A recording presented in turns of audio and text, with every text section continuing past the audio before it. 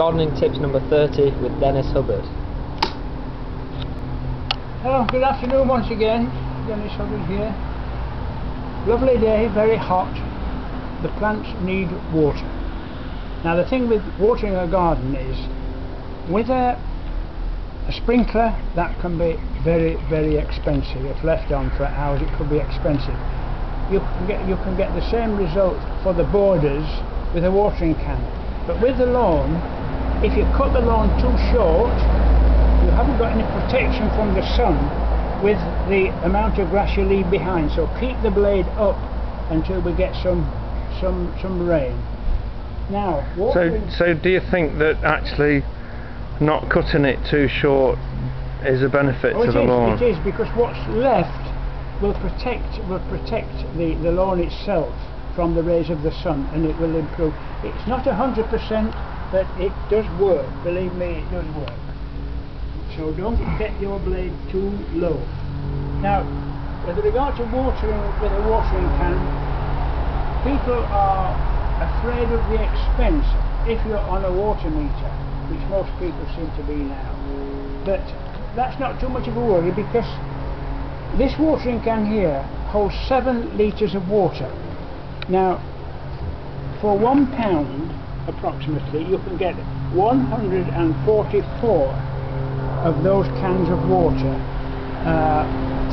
to water your garden. In other words, the cost of a litre is 0.006 of a penny.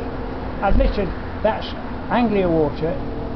Charges may vary in different parts of the country, but it isn't expensive to water with a watering can, which you must do at this time of year if you can do it first thing in the morning or last thing at night.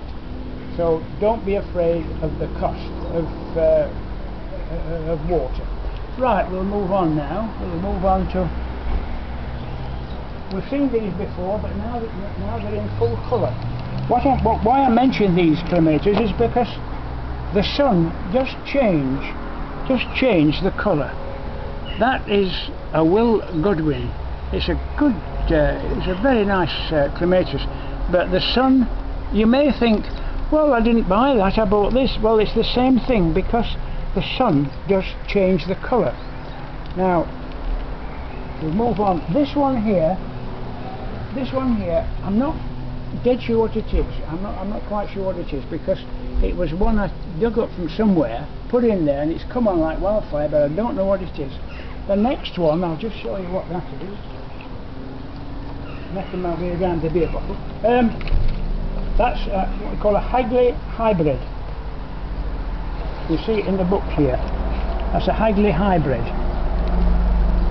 And that there again, the colour does change according to the amount of sun.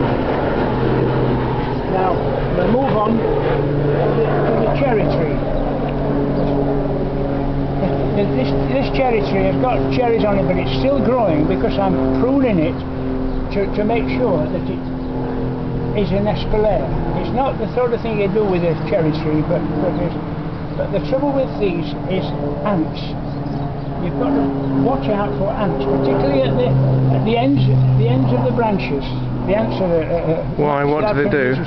Well, they cause black marks, and then they eat into. You get leaf curl, don't you? You get leaf curl, and you'll find an ant wrapped up in the leaf, and so how do you stop the ants getting up the cherry tree then? Well, there's many things you can do. You can put some grease around the bottom, which I haven't done this year, because I know that cherry tree was up against the wall, and they were coming from the wall onto the cherry tree.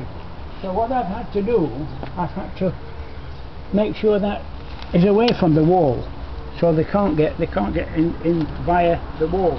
Oh, right. And that's prevented it, has it? That's prevented it, yes. Now this clematis here, it's the Jackmanii, a beautiful blue. Now people might say, well, why are you smothering the trees with clematis? Doesn't it affect the trees? I don't think it does, but looking over the other side, the way the clematis get around the trees, it makes fruit trees look presentable. Yeah, Very pretty. if otherwise... It looks very nice, doesn't it? It does indeed, yes. And now we've got this one here. You see it in full bloom. This is the Jackmania.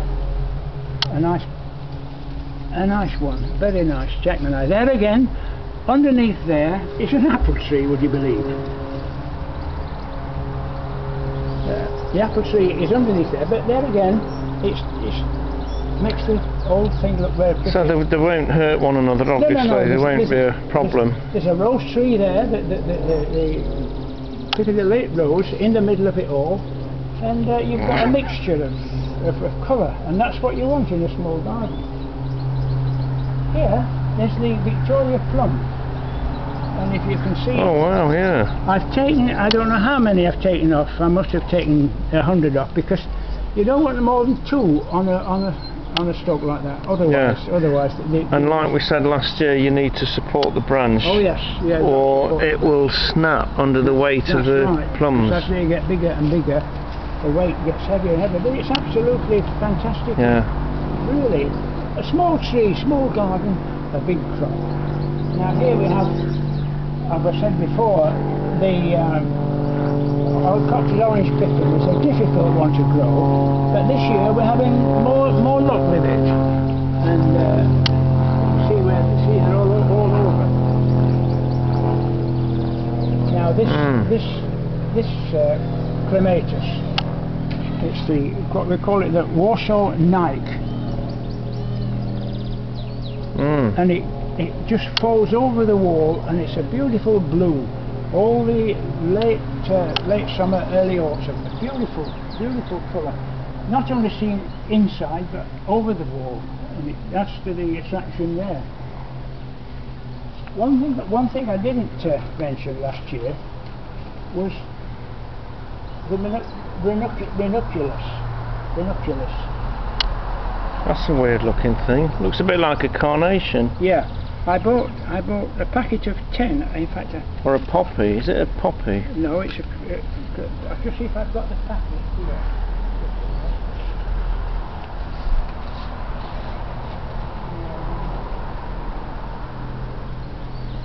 Just keep talking amongst yourselves. Yeah, I'll show you if you can get a camera here. Ranunculus. Yes. Now I 80 pence. 80 pence for 10. Right. I planted all the 10 in